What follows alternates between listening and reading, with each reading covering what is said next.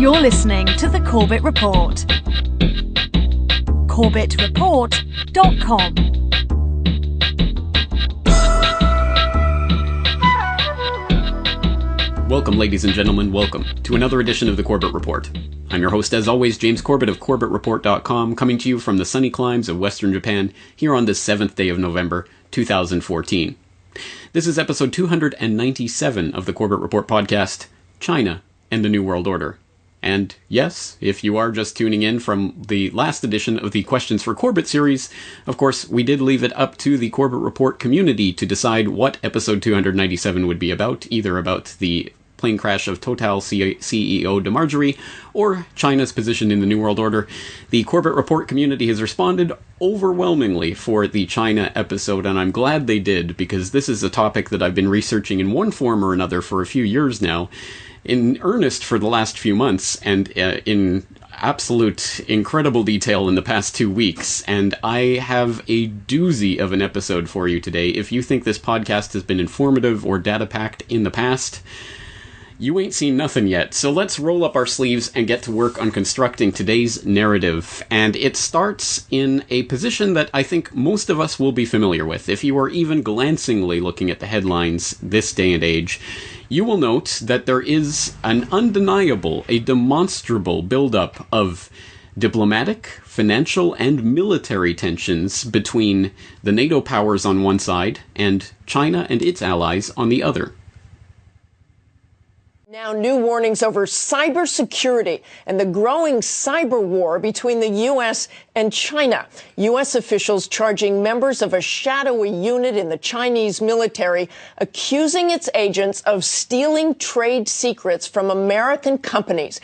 And the Chinese government has hit back. They summoned the U.S. ambassador to China, Max Backus, for a dressing down, and they've also called these allegations extremely absurd. In recent months, China has undertaken destabilizing unilateral actions asserting its claims in the South China Sea.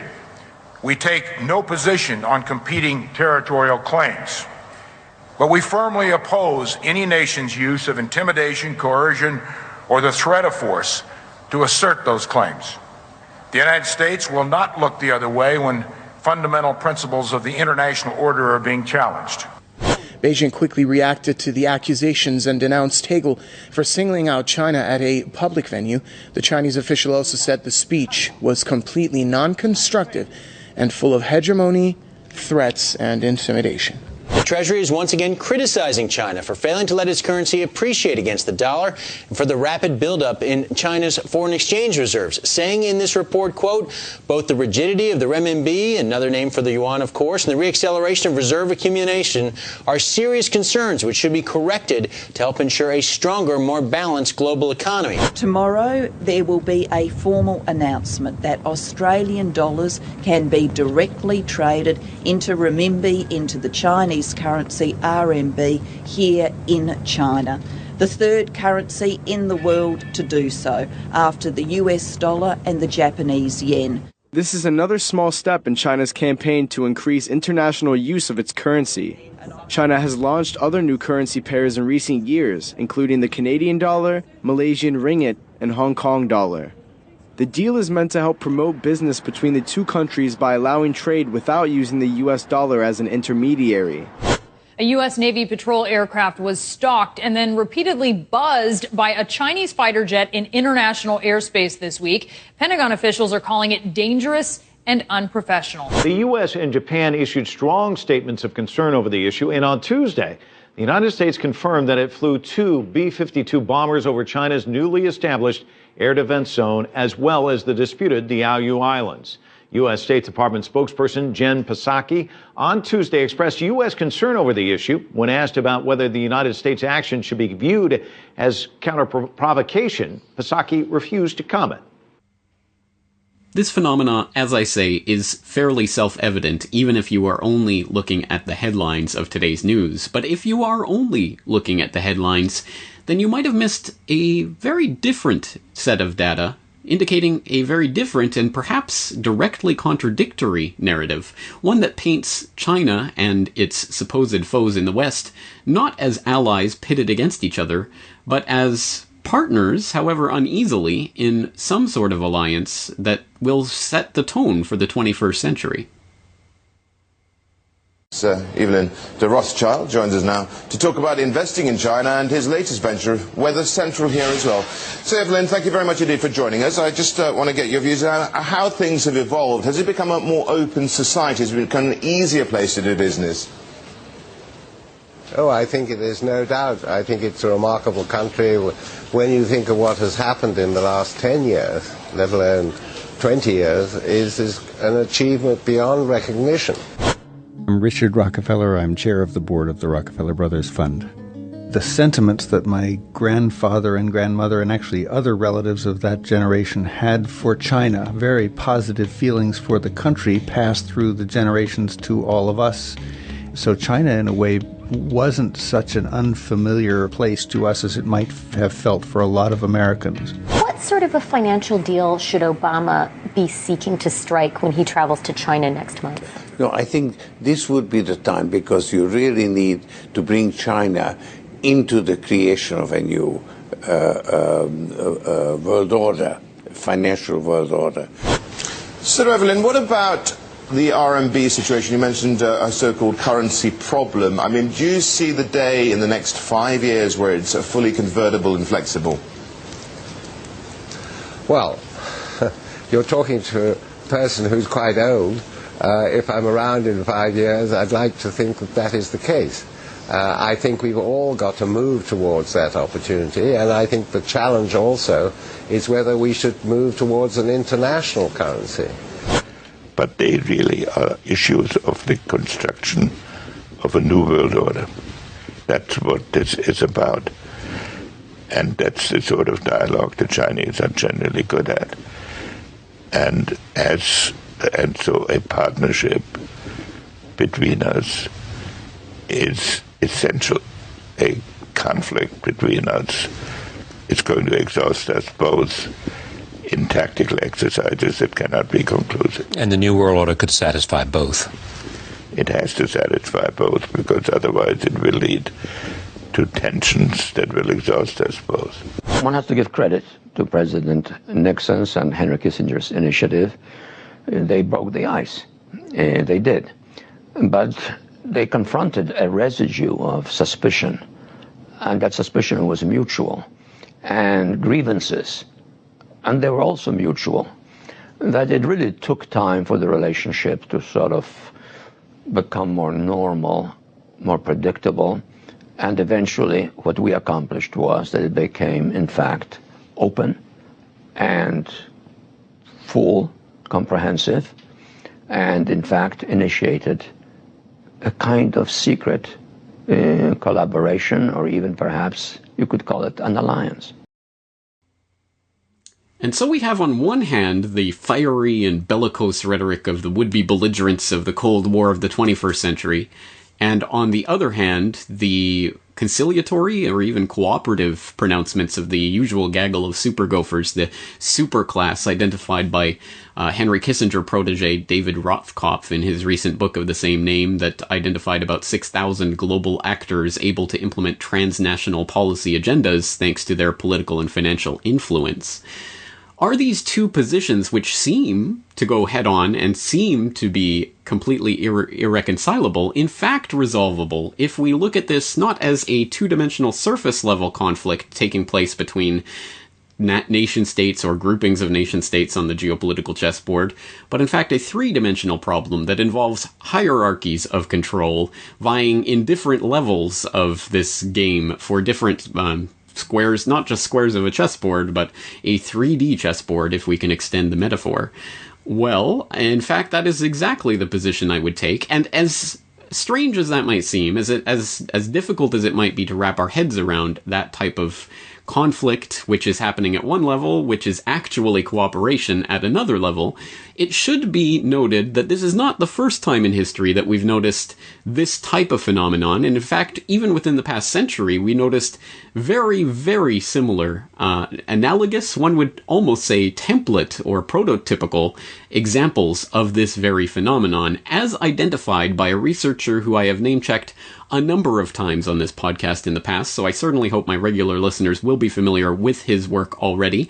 I am referring, of course, to Anthony C. Sudden, the author of such trade books as Wall Street and the Rise of Hitler, Wall Street and the Bolshevik Revolution, Wall Street and FDR, but also the author of many scholarly publications, academic publications that were published under the auspices of the Hoover Institute in the 1970s and that have been well-regarded scholarly works that were even name-checked by the likes of Zbigniew Brzezinski as being convincing proof of the thesis that these books were forwarding.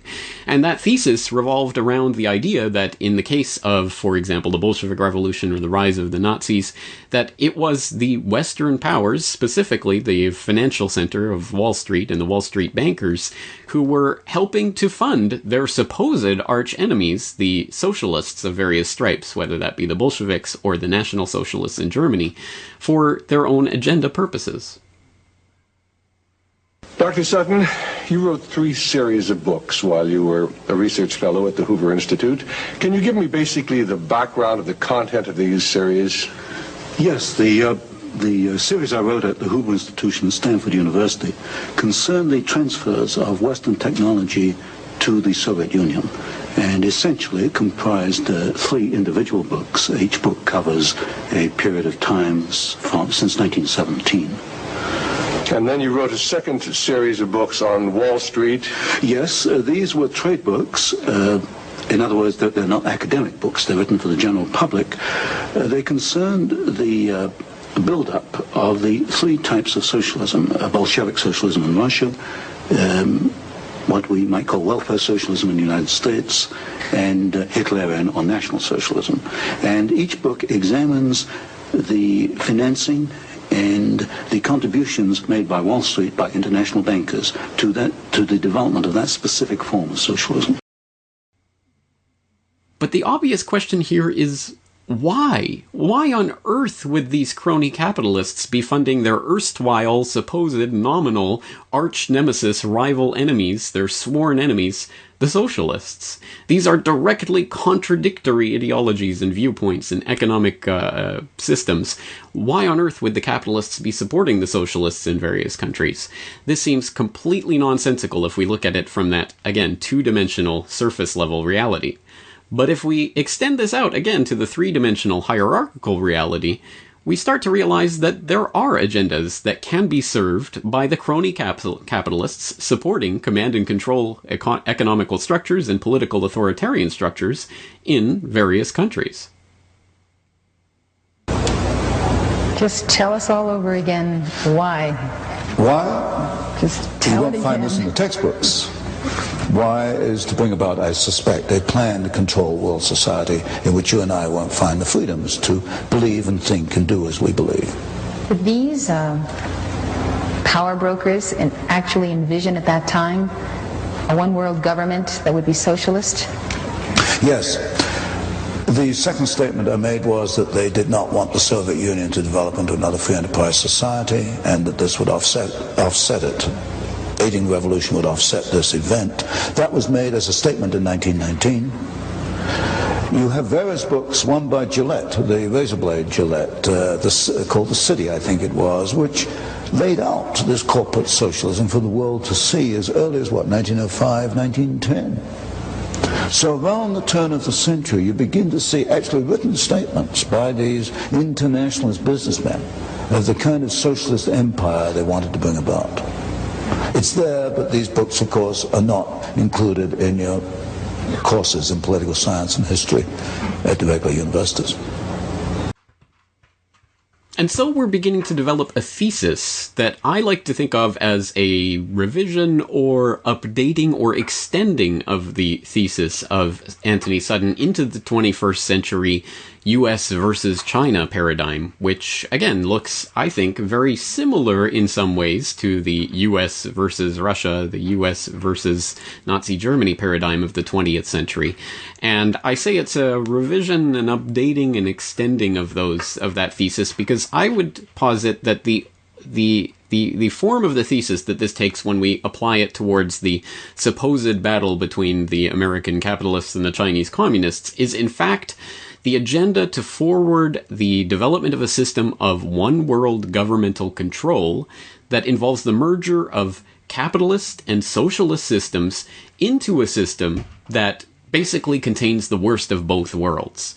We have the Chinese version of red capitalism, which represents both the command and control, top-down political authoritarianism and the bankster-controlled economic crony capitalism that is the model for the New World Order.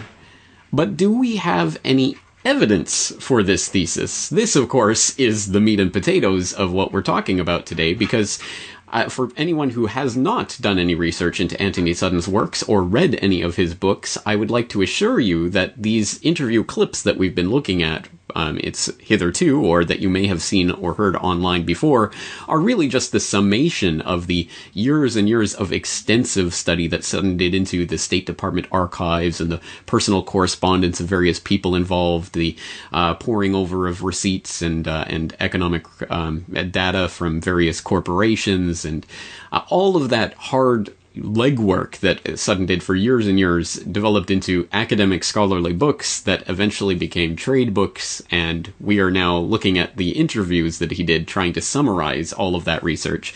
The actual data in that research was pretty phenomenal and phenomenally and convincingly put together by Sutton over a very long period of time. So no matter what this thesis sounds like or whether it makes sense or it doesn't make sense is irrelevant. It really is the data that we have to look at. So let's start putting some of those pieces on this chessboard and see if it makes sense as the new great game. So let's start with the idea. For example, when Sutton was talking about the rise of the Bolsheviks, the rise of the Nazis, he was talking about the various ways in which these movements were funded and supported and aided and basically built into the position that they could become the dominant forces in those societies. And do we have a parallel with the communist Chinese, obviously taking over the country in 1949 and being bitterly opposed by the Kuomintang of Chiang Kai-shek, who, of course, then retreated to Taiwan, and the battle lines were then drawn, with China, of course, claiming Taiwan as part of its natural one China territory, and of course Taiwan declaring itself to be an independent republic. And so things stand, and that's of course the very uneasy position that we remain in today, and the idea being that if China ever went and tried to militarily take Taiwan, then World War III is on, or something along those lines. So from the perspective of that narrative, the U.S. was obviously supporters of Chiang Kai-shek and the Kuomintang. It was quite obvious that this was the case. At least that's the surface level reality. Is there convincing or interesting or definitive or persuasive or whatever kind of evidence to point to the contrary, that in fact the U.S. or not necessarily the government, but influential people in this super gopher, super class category were actually helping to support Mao and the communists? And there is actually some tantalizing clues along that path.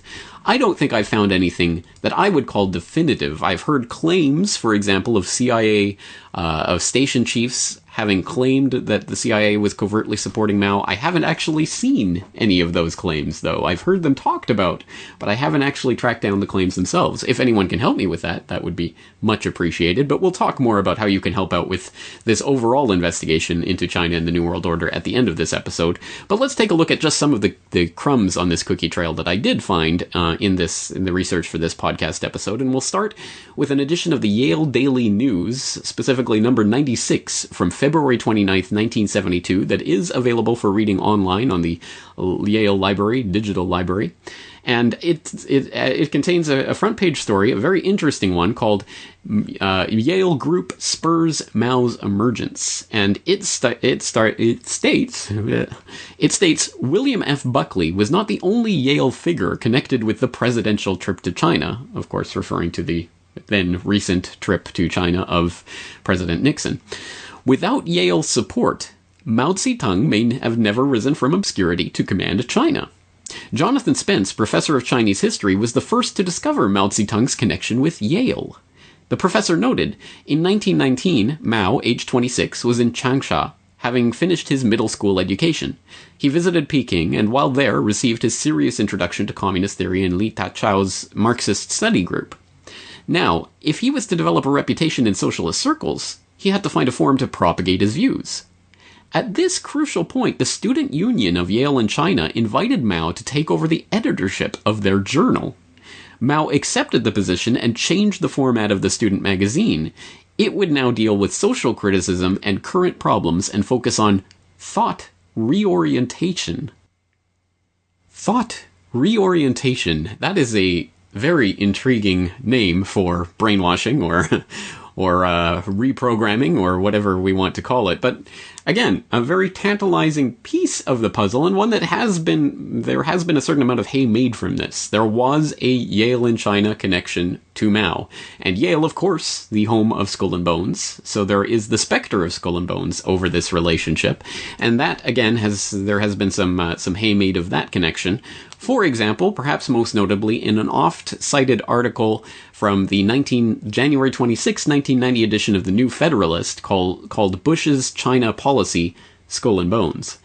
And this article reads, quote, George Bush, the first U.S. diplomatic representative to the People's Republic of China back in 1973, was a member of Skull and Bones. So were his father, brother, son, uncle, nephew, and several cousins. Winston Lord, the Reagan-Bush administration ambassador to China, was a member. So were his father and several other relatives. James Lilly, the current ambassador to China, was a member of Skull and Bones, as was his brother.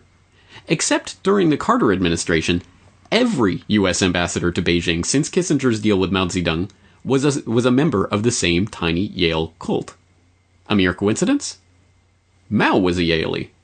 Back in 1903, Yale Divinity School established a number of schools and hospitals throughout China that were collectively known as Yale in China.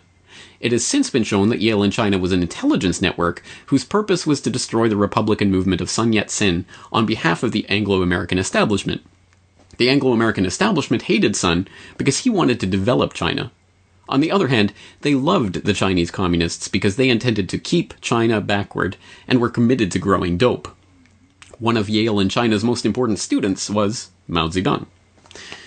Okay, we'll end that article there. There's a little bit more that you can continue reading, and that gets into, for example, Anthony Sutton's work. But again, a fascinating piece of this puzzle, but we should note, for example, this article in the New Federalist claims that Mao was an actual student of Yale in China, although the Yale Daily News claimed that he was not a student. He was just invited for some random reason to edit the Yale in China journal, and for whatever reason took over and started his thought reorientation program that ultimately developed into the Communist Chinese movement. So again, a very, very interesting connection, and especially interesting to contemplate the connection of all of those various ambassadors to China, which again, up to the point of 1990, every single ambassador except under Carter had been a Skull and Bones member. So that's, I mean, obviously that's a very interesting connection in and of itself, but not necessarily definitive of anything. I still think there's probably more that needs to be made in a concrete sense in that connection, but obviously a lot to ponder there. And of course, that does go back to the early, the founding of Skull and Bones, and the earliest part of it, which of course was the money from the opium trade that the Russell Trust was the holder of, and of course that family going on to be one of the founders of Skull and Bones. So again, a lot of interesting history there, but as I say, nothing that definitively shows how Yale and Skull and Bones created the Communist Chinese, but there is enough of a connection that I think more research needs to be done in that vein. However, we can tell from going forward from the time when Mao took over the country and began his absolutely horrific, abominable Great Leap Forward that resulted in the death of at least 40 million people in the starvation of that occurred in that 4-year window. 40 million people starving to death during the Great Leap Forward. It is really interesting and, well, I suppose disgusting to note the cover that he received from some very important Western politicians, perhaps unsurprisingly, with one of the most notable examples being French President François Mitterrand, who, of course, covered for Mao during one of his visits to China. We can pick this up from the New Statesman, which had a article, Mao's Great Famine, the History of China's Most Devastating Catastrophe, 1958 to 1962, which starts by saying, when Francois Mitterrand visited China in 1961, Mao Zedong mocked reports of famine in the country. There was no famine, he said, only a period of scarcity, an assertion that Mitterrand, who described Mao as a great scholar known in the entire world for the diversity of his genius, was happy to accept. Returning to France after his 3-week tour, Mitterrand had no doubts about his account of events. I repeat, in order to be clearly understood, there is no famine in China. Western politicians of the right shared the French socialist leader's view. After touring China in late 1960, the conservative MP for Chester, John Temple, reported that communism was working and that the country was making great progress. And as disgusting as that was, of course, another very famous, or what should be very infamous, example of a influential Western figure backing that disgusting display that we saw under the reign of Mao was, of course, the 1973 New York Times editorial by none other than David Rockefeller, under the title From a China Traveler, in which I think he infamously said, "The social experiment in China under Chairman Mao's leadership is one of the most important and successful in human history." Again, comparing that type of rhetoric to the actual actions of Mao and what was accomplished under his leadership is, well, quite the disparity. And one might ask why that would take place. But I would like to draw people's attention to a different part of that editorial, one that is much less cited, in which Rockefeller writes, "The Chinese, for their part, are faced with altering a primarily inward focus that they have pursued for a quarter century under their current leadership. We, for our part, are faced with the realization that we have largely ignored a country with 1/4 of the world's population. When one considers the profound differences in our cultural heritages and our social and economic systems, this is certain to be a long task, with much accommodation necessary on both sides." Very interesting passage, not least of which, because one might well ponder who is exactly meant in that we and our. Is that America as a whole, or does that have more to do with Rockefeller, his obvious banking and oil interests, his other ties to the financial and oligarchical elite? I think the latter more so than the former. But regardless, I think that this is actually in a couched sense, a reformulation of our thesis, that ultimately the plan, the long-term game plan, has been, at least since the time of the 1970s and the opening up of China, the very idea of merging China's inward focus and its top-down control with the ideas that the West was seeking to import in terms of economic, social, historical systems.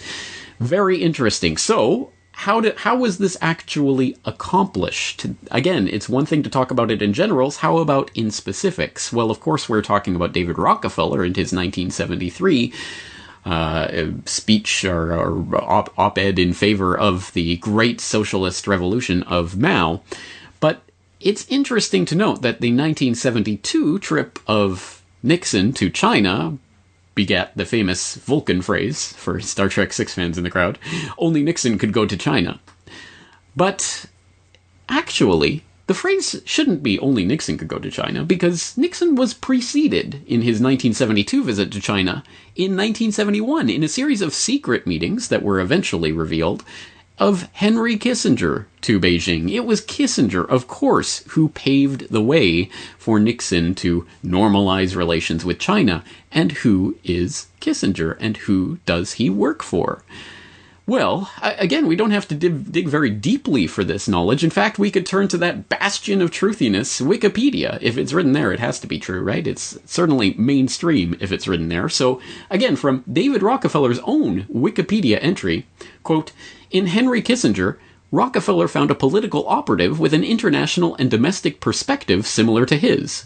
They first met in 1954, when Kissinger was appointed a director of a seminal Council on Foreign Relations study group on nuclear weapons, of which David was a member. The relationship developed to the point that Kissinger was invited to sit on the board of trustees of the Rockefeller Brothers Fund.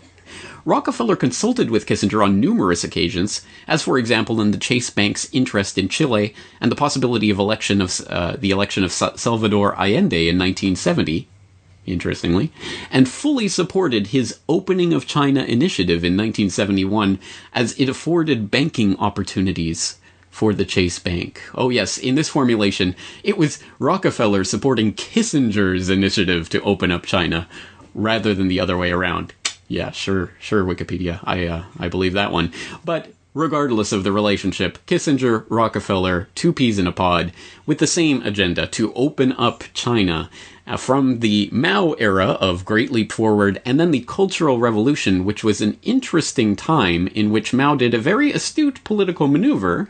Let's not say that he was a stupid man. He was a disgusting, horrible, cruel, perverse person, probably the greatest mass murderer in the history of the world, but he was not necessarily a stupid man, and one does not retain control over a country for that long in those types of revolutionary situations without some politically astute moves. And the Cultural Revolution, in some ways, although this needs a large degree of fleshing out, but can be seen as a type of counter-revolution instituted by Mao against the counter-revolutionary tendencies that were taking place within his own party. Again, it was an interesting maneuver to get the people against the Chinese Communist Party, which was turning against Mao so that he could retain his power. An interesting setup, but at any rate, the Cultural Revolution was what occurred after the Great Leap, the utter, disgusting, horrific failure of the Great Leap Forward, which managed to maintain Mao's control over the country. And then, after that point, at the point where the handover took place and Mao was out of power, we started to see a new generation of Chinese leadership taking over. And this is where the story gets extremely interesting and connects again with these same figures of Chase Manhattan, of Rockefeller, Kissinger. All of these figures come together at a very interesting point. And we'll take this from a 1986 work by Michel Chossudovsky, Towards Capitalist Restoration, where he writes, quote, "The 1979 visit of Deng Xiaoping to the U.S. was followed in June 1980 by the equally significant encounter in Wall Street of Rong Yiring, chairman of CITIC, and David Rockefeller. The meeting, held in the penthouse of the Chase Manhattan Bank complex, was attended by senior executives of close to 300 major U.S. corporations. A major agreement was reached between Chase, CITIC, and the Bank of China involving the exchange of specialists and technical personnel to identify and define those areas of the Chinese economy most susceptible to American technology and capital infusion," end quote. Extremely interesting. Well, now we have a very solid lead, a very specific point on which to start building our case. And this is, again, the confluence of this Rong Yiren, which I'm probably mispronouncing, and let me just, of course, add the caveat to any Chinese speakers in the crowd that I apologize for butchering your language and every single name in this episode of the podcast.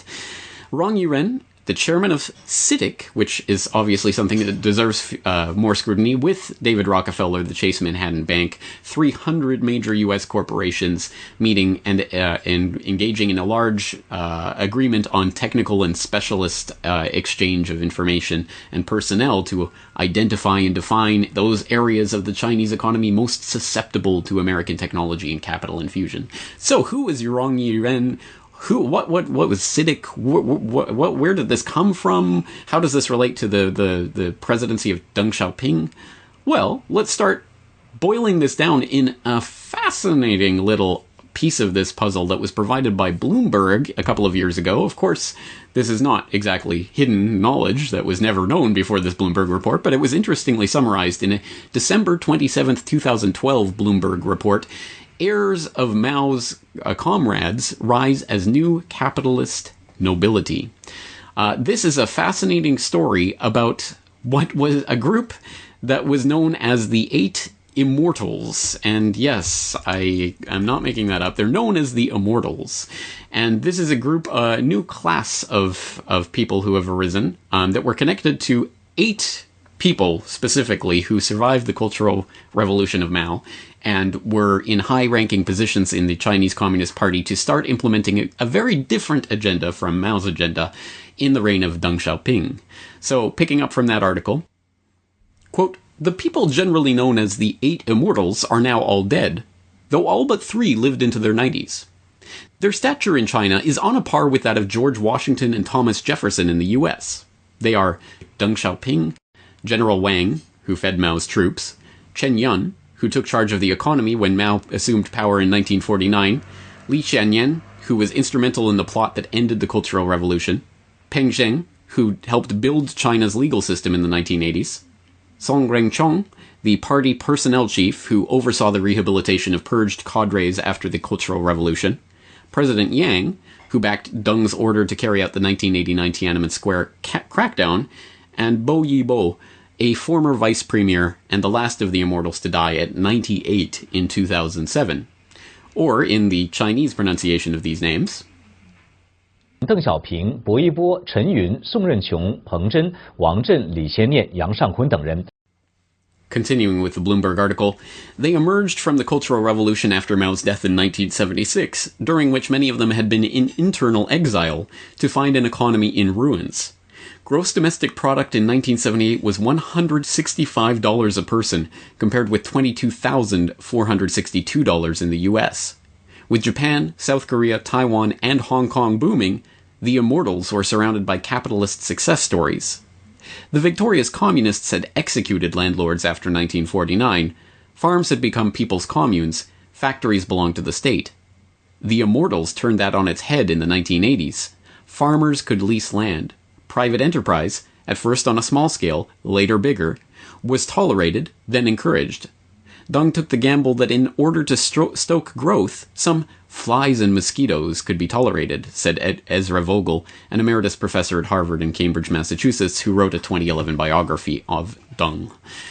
Alright, so there you go. There is, in a nutshell, the 8 immortals, and their progeny, which now are still in control of so many different facets of the state-controlled economy there in China, that it is extremely interesting. The not strictly state-controlled anymore, the now private enterprise/state control hybrid system that China is prototyping for the New World Order system. And it's interesting, I mean, it's fascinating to look at these 8 families and the way that their connections continue to wield inordinate amounts of power over the political and economic life of China.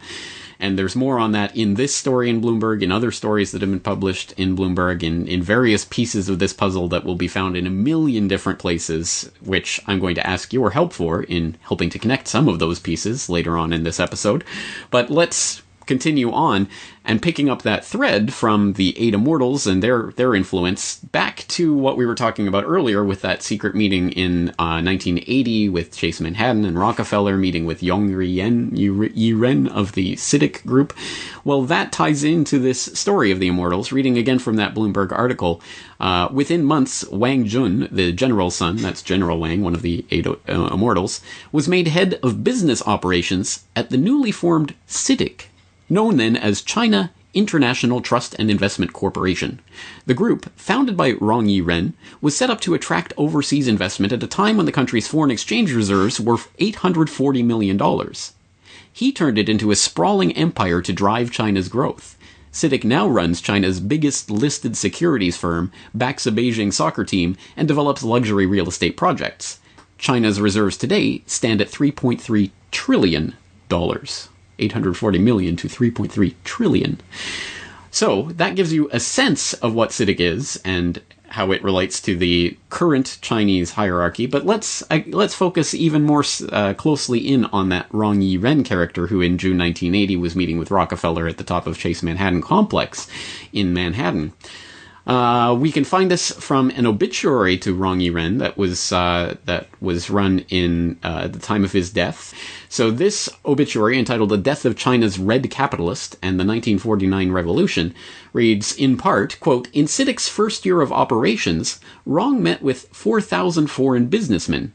He also enlisted Henry Kissinger, the former U.S. Secretary of State who established diplomatic relations with Beijing in 1971 as one of the company's main international advisors. Rong facilitated investment by building infrastructure in the free trade zones and helping foreign firms set up operations. Philip Wang, a Hong Kong delegate to China's National People's Congress, told the China Daily on October 28th, if not for his, Rong's, ability and vision in setting up CITIC, the pace of economic development in China would not have been so fast. By 1992, Rong-CITIC had become a business empire involved in shipping, power generation, and construction. Today, CITIC has 200 enterprises around the world and total assets of $6.3 billion US dollars. Again, that was 2005. As CITIC developed, so did Rong's private businesses. In 1979, he sent his son, Larry Rong, to Hong Kong to manage his investments there. In 2005, Larry Rong was named by Forbes magazine as China's richest man with a fortune of $1.64 billion. Billion with a B. Rong Sr. also played a key role in the further opening up of the Chinese economy after the suppression of the anti-government protests in May and June of 1989. Deng Xiaoping justified the massacre of workers and students in Tiananmen Square on the grounds that it was necessary to defend the socialist system. In reality, it was aimed at crushing the opposition of the working class to the impact of the regime's free market policies. Free market, yes. An interesting little bit of propaganda snuck in there. In 1993, Rong was promoted to Vice President of China as a symbol of Beijing's determination to accelerate market reform. As the obituary to Rong in the British Financial Times noted, the post was mainly ceremonial, but it sent a clear message. China's new blend of communist politics and market economics was here to stay, and it was the red capitalist who had shown the way.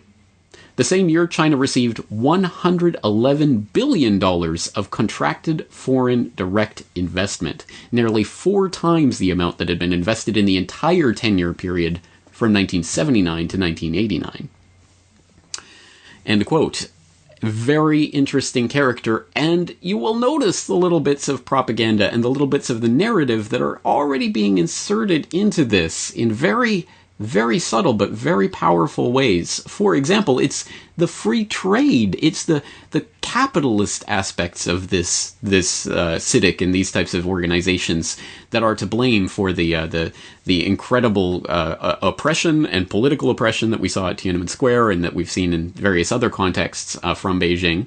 That's somehow to do with the free market system, with capitalism. Because, of course, when we're talking about these 8 immortals and their progeny controlling hundreds of billions, trillions of dollars, ultimately, if we include the Chinese reserves, in all of these various corporations, these state-controlled corporations, this is somehow free market. This is somehow the example of capitalism.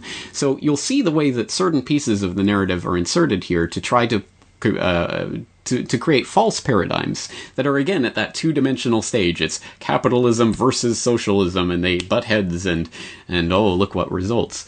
And there are other aspects of this that I think are worth highlighting. For example, when Heinz Kissinger himself poses something that I think is also becoming another idea that is pushed in this China versus the U.S. narrative, which is that, well, you know, when you think about it, militarily, from the perspective of empire, the Chinese are kind of the good guys.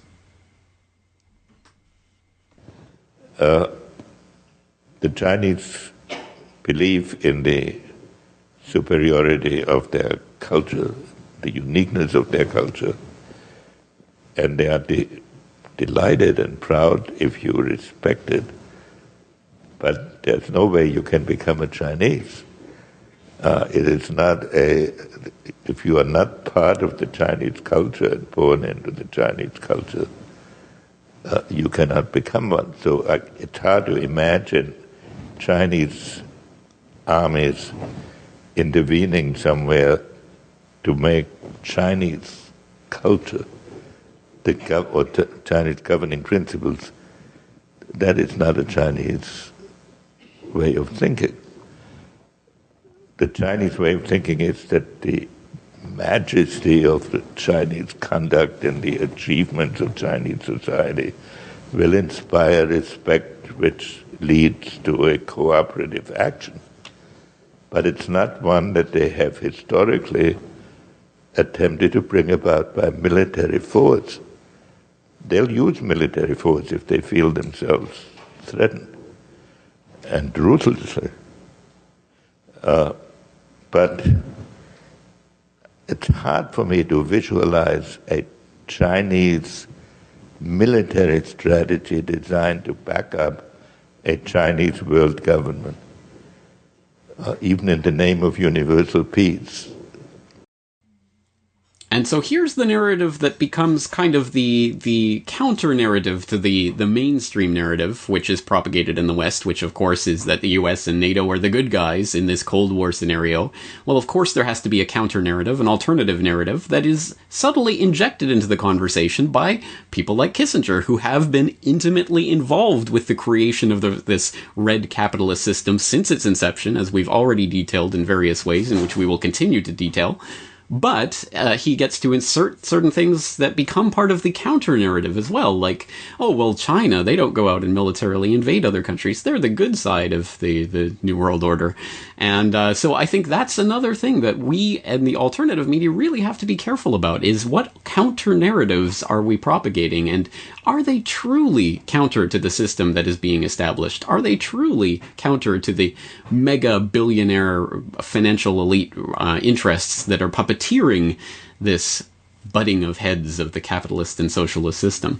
Well, let's continue. What specifically resulted from these increasing ties through organizations like CITIC, which very attentive listeners of this podcast will remember from our examination of the Power Corporation and the Desmarais family in Canada, which managed to get an interest in and ultimately sat on the board of CITIC Pacific, which was a Hong Kong subsidiary of CITIC, which is the same CITIC which was Rong Yi-ren working with Rockefeller and everyone at Chase Manhattan and the 300 U.S. corporations to establish this U.S.-China tie.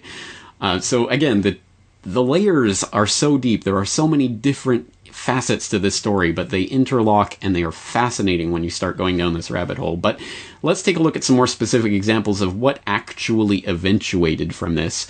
And in order to do that, we can look, for example, at even what is bragged about openly by the Beijing government itself. Literally the government of Beijing, specifically, which has a post on their website, ebeijing.gov.cn, Fortune 500 investment in Beijing CBD. Drivers of foreign investment in China and the new R&D models. As can be... Oh, sorry. I'm reading from the wrong document. Well, I have so many documents that I can't keep track of them all, and that should be a little reminder, and I should take a moment to once again state, of course, the show notes for this episode are available at corbettreport.com. Copious show notes with links to all of the documents that we're talking about, so that you can start to piece some of the pieces of this very interesting puzzle together for yourself. But let's turn to, again, this Fortune 500 important engine driving Beijing CBD economic development on the Beijing government website, which notes that there has been an exceptional increase in Fortune 500 investment in China over the past decades. And then in the 1990s, we have the Fortune 500 enterprises setting up investment companies in Beijing, and it goes through the history of that. And then after 2000, they set up regional headquarters in Beijing. So you're getting the idea. We have the gradual buildup of the financial, the economic, the productive, even the investment capacity of foreign Fortune 500, which we should read as the corporate member roster of the Council on Foreign Relations, for example. That's all interlocking. Is growing steadily throughout the 1970s, the opening up, the 1980s, the 1990s, and then the 2000 to present region. So we, of course, are looking at China generally from 2000 on with its remarkable 10-15% GDP growth rate, just its blistering pace of economic growth over the past decade. And as if that sprang out of nowhere and was not the concerted and deliberate product of a very regimented agenda that has been at work for decades now and that has been rigorously planned out from behind the scenes by the crony capitalists and the immortals in China and their progeny. So again, there's an interesting little graph that shows some of the examples. For example, just charting the progress of various Fortune 500 enterprises. At the beginning of the opening up in the 1970s, HP and Matsushita set up offices in 1979 in the neighborhood of the Beijing embassy. HP China Limited was established in Beijing in 1985, and Beijing Matsushita Color CRT Company Limited was established in 87. HP China Investment Company was established in 1995, and Matsushita China Limited in 1994. HP bought HP Building in Beijing CBD in 1998 and moved several branches to the building. In 2002, Matsushita Limited was transferred to a regional headquarters. So again, we get the sense there is this build-up, and there's just a couple of examples of some of the companies that are involved in this, but there are many, many, many more, as detailed in an article that I wrote earlier this year and that's available on CorbettReport.com. Of course, again, the link in the show notes to an article I wrote called The Great Decoupling, How the West is Engineering Its Own Downfall. Again, more about this idea of this sort of phony Cold War and how it's being used for political purposes to engineer a new world order, a one world system, which notes, quote, the Chinese industrial juggernaut did not just spring up overnight. The infrastructure for China's economic marvel of the last decade was laid in the decade before.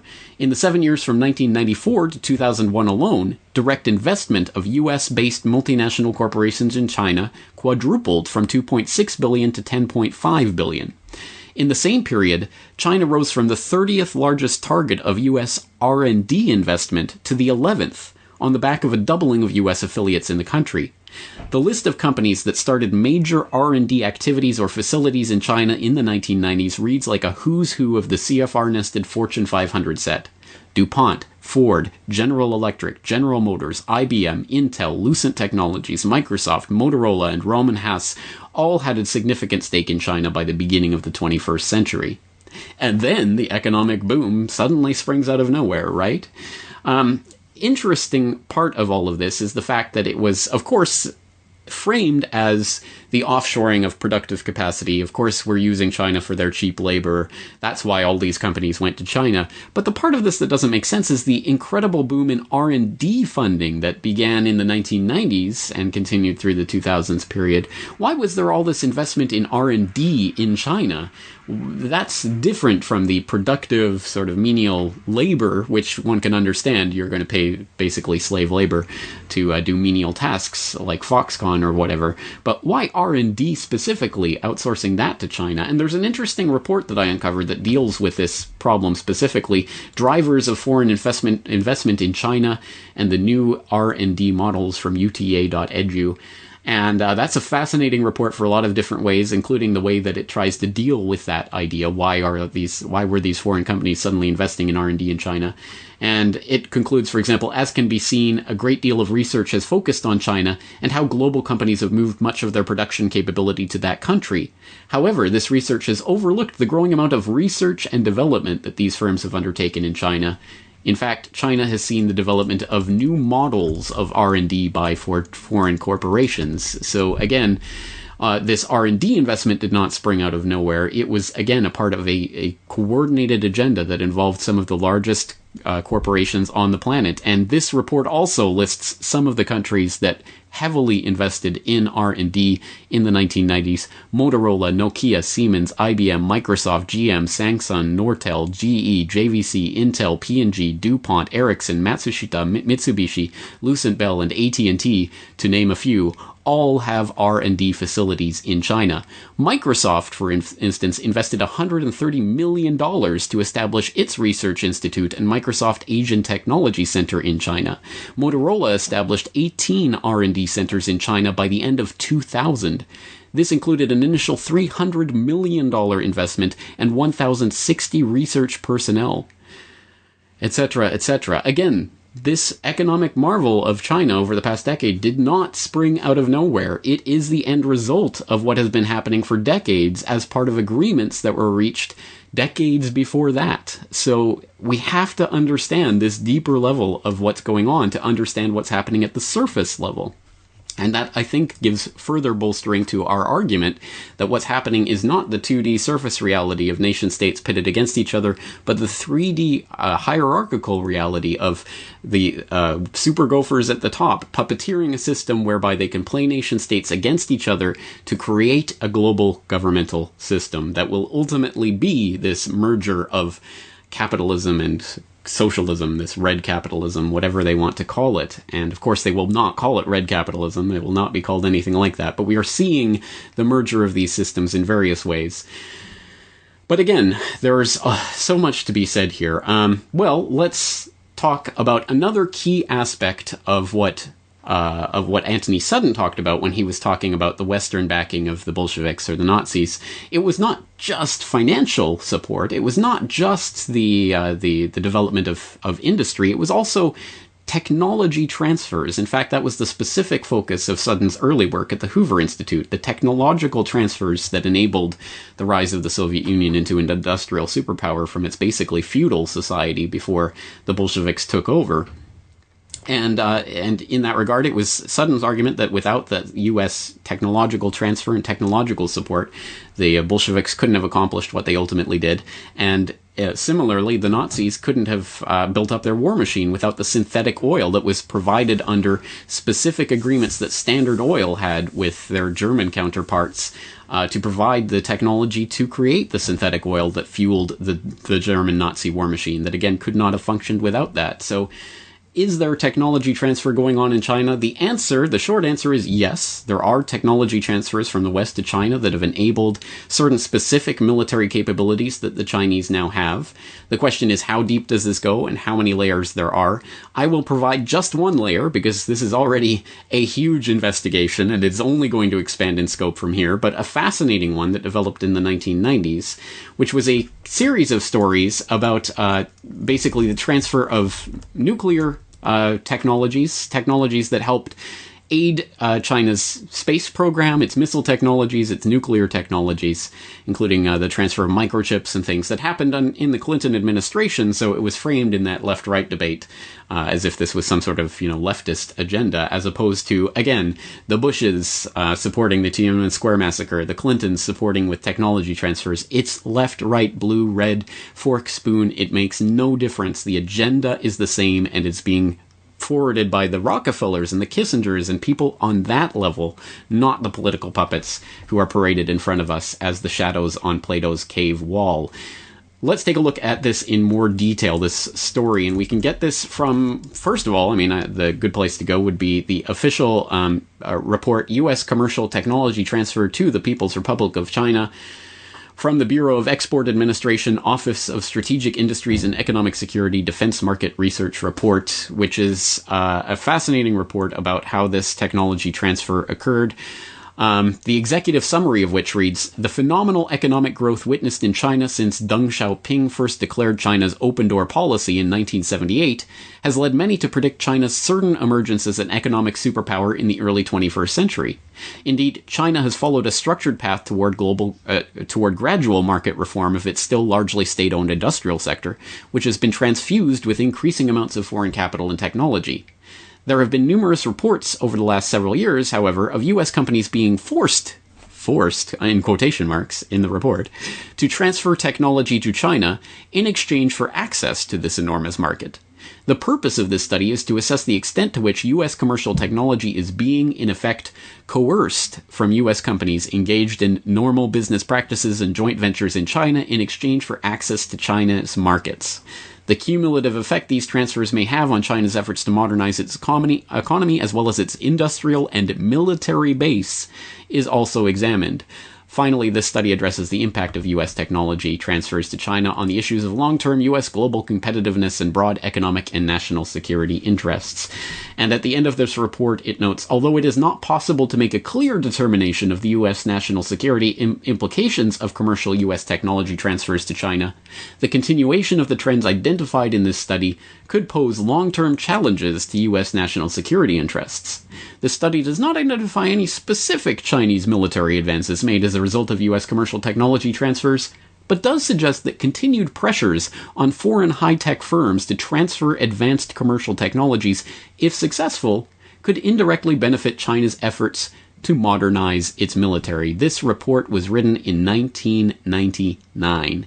So before the Chinese economic juggernaut got underway in earnest, it was already well known that these corporations, which were flocking to China to set up their R&D centers and to move to set up corporate headquarters and all of these other major investments that were taking place, were being done on agreement that this would include technology transfers to the People's Republic of China that maybe could be used to build up China's military base. And now, lo and behold, wouldn't you know it, China is modernizing its military at an exceptionally rapid pace, with aircraft carriers coming online, the latest aircraft carrier killer missiles that they've developed, the drones technology that now is fast approaching that of the United States. Again, it's a military juggernaut that's still in the process of building up, but it is being built up. And how so? Again, this type of report gives us a window into that process, a process that, again, could not take place without the active support of the very financial and corporate oligarchy that has been wedded to the Chinese immortals and the Chinese regime that's been in place at least since the death of Mao. Fascinating stuff, I hope you will agree. Some more specifics we can get on, for example, the Chinese the missile allegations, the allegations of specific technology transfers regarding missile technologies. There's a Washington Post series of articles from the 1990s on this that I'll throw a link into. It's an interesting compendium of dozens of reports that were compiled and filed in the 1998 time period. I have a report, China, possible military technology transfers from U.S. satellite export policy, actions and chronology, from au.af.mil. U.S., this is an interesting one. Bush's brother has contract to help Chinese chip maker.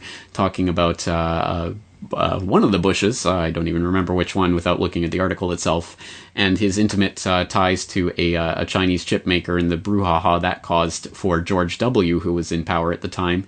Also, yes, it was Neil Bush, who also, just a couple of years ago, made headlines for this. Neil Bush communist photo makes a scene on Chinese social media site Weibo, and it's Neil Bush wearing communist Chinese regalia saying, "Am I doing it right?" basically.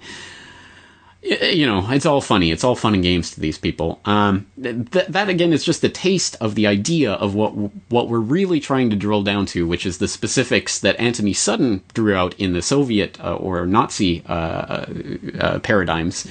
We want to construct the same case for what's happening with communist China, because again, this is about the creation of the one world governmental system, and that cannot take place without A, the nation state systems warring and ruining each other, and oh, please save us. Oh, luckily there's this model, this structure that's already been put in place that can come save us of, you know, some sort of UN type structure that will function like the red capitalists of China, or something of that sort. And this also cannot take place without the active cooperation and the financial, the corporate infrastructure that has been carefully laid out for decades now in agreements between people like Rong Yiren and CITIC and those types of groups, with such things as the U.S.-China Business Council and other extremely fascinatingly interesting groups. Now, as you can imagine, just sorting today's episode out into what I've presented so far has been a mind-boggling event, and I've had to leave out all sorts of different things that would have sent us in different directions. This podcast could probably be split into 10 different podcasts, a series, and I suppose it will be, and that's what I'm going to call on all of you out there now to help engage in this task of following these different cookie crumb trails and going down the various rabbit holes and digging up what you can find. I'm calling on the Corbett Report members, the community that is developing at the Corbett Report open source intelligence news community, to help assemble some of these facts, get some of these names, follow some of these leads, follow the careers of some of these characters and the various dealings that they've done to help flesh out this picture that we're painting here, because it is an exceptionally important one that tells a very different story of what we're being asked to believe, that there is a US-China rivalry and that there's going to be some war because they're so at each other's throats. That is taking place at the surface level, but there's a much deeper level of what's taking place in a third dimension that is much more important in the overall game plan. Do not get caught up in choosing sides as if choosing a nation state or a NATO versus Shanghai Cooperation Organization or one of these phony controlled organizations is going to make a difference. At the end, it's a dialectic, and it's going to smash these two seemingly opposed systems into each other, and what's going to result is going to be horrific on the scale of what Chairman Mao instituted in his Great Leap Forward. So, it couldn't be more important than what's happening right now, and I think this is the perspective from which we have to view such things as what's going on in Hong Kong right now, where people are upset at the Beijing government.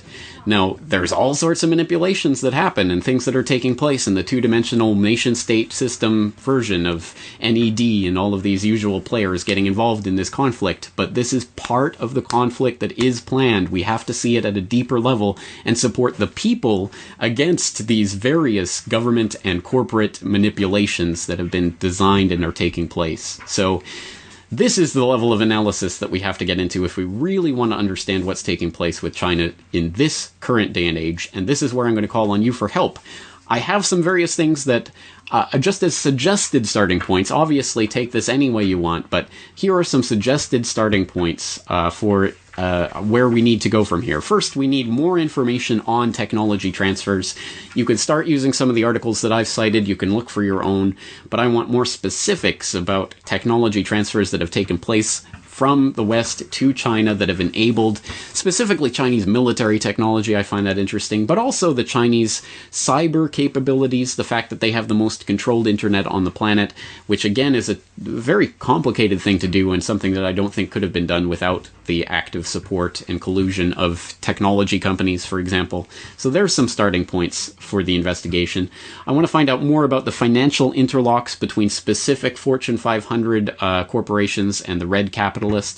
And in that regard, I think it will be extremely important to follow up on that Bloomberg article about the 8 immortals, those 8 families and their descendants and where they've gone and how they populate and connect with other people. There's an interesting article I saw that connects so many of these different characters that it was a bit mind-boggling to even glance through, that I'll include in the show notes at this precise time index, so you can go and find that article and start sorting through some of those leads. I want to look at specific organizations, like not only the WTO and IMF and other organizations that China is a part of that are clearly part of this global governmental order, but some others that are less scrutinized, but I think no less important, like the U.S.-China Business Council, which changed its name to the National Council for U.S.-China Trade. It still exists today. It was set up 40 years ago. In my preliminary research for this podcast, I could find barely any information about the historical founding of this group and who was actually its board members and when it was founded and who specifically founded it and in what way and all anything to do with the history of this group. I know that Rockefeller has been an advisor to this group. I know Kissinger has been lauded and given awards by this group. But specifically, there have been allegations that I've read that this group was founded by the likes of Rockefeller and Kissinger. If there is more information on that, more solid leads that we can take this to, that would be great. How about thinking about this in terms of global monetary order, which is going to come out of this merging of the systems? And in that regard, we can look at the interlock between the Bank for International Settlements, the central bank of central banks, identified by Carol Quickly as the absolute apex of the financial pyramid, and the PBOC, the People's Bank of China. And I'll throw in some links to some various articles that I think are interesting with regards to the, for example, some sort of symposium that took place recently, the People's Bank of China BIS Research Conference, that I think will be interesting, as well as some comments that have been made in recent years by various PBOC officials about how basically what is needed is to add the yuan to the IMF currency basket for the special drawing rights, the SDR, which many people speculate is the instrument that is going to take over as the US dollar as the world reserve currency. Some interesting leads. Again, I'll throw those links in the show notes so you can follow through with that. A fascinating looking debate that I haven't had the chance to watch yet. Again, I would love to have the time to have watched this, but we got to put this podcast up at some point. So it was a monk debate, which takes place in Canada. It's always an interesting debate from a propaganda perspective. You have to look through the propaganda, but it's interesting. And this debate was, will the 21st century belong to China? On the pro side, Niall Ferguson and David Daoqui Lee. On the con side, Henry Kissinger and Fareed Zakaria. So a CFR, Bilderberg, globalist, super gopher tag team there. And they ended up winning that debate, incidentally making the argument that China will not be the power of the 21st century. Make of that what you will.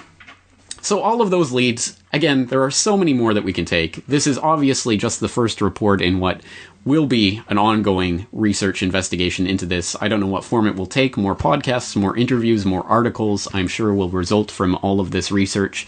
But it is up to you guys out there. Please help me out in this.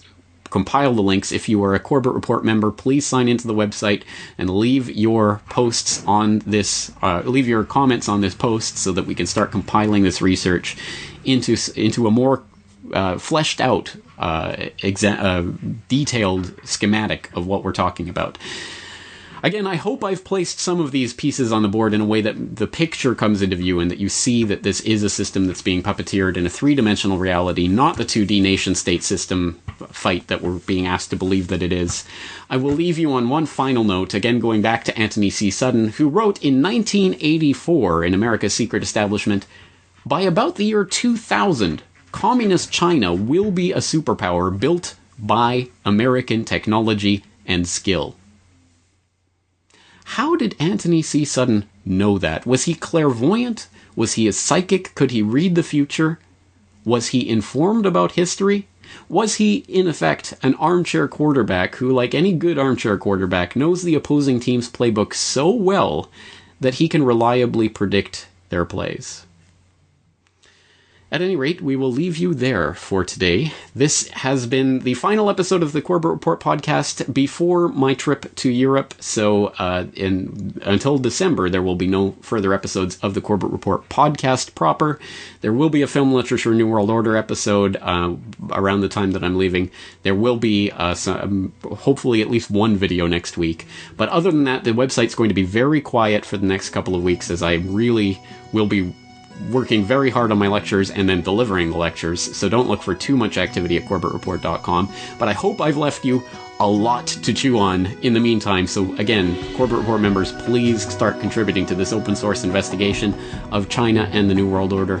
Once again, I'm James Corbett of CorbettReport.com. Looking forward very much to talking to you again in the very near future. Thank you for your time.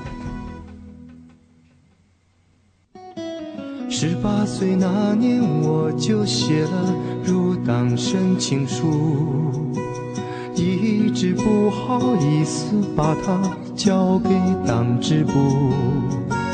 无数次我把党的章程认真读，总觉得离党的要求。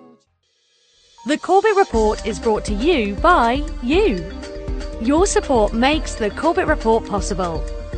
Sign up for the subscriber newsletter or purchase a DVD at corbettreport.com/support.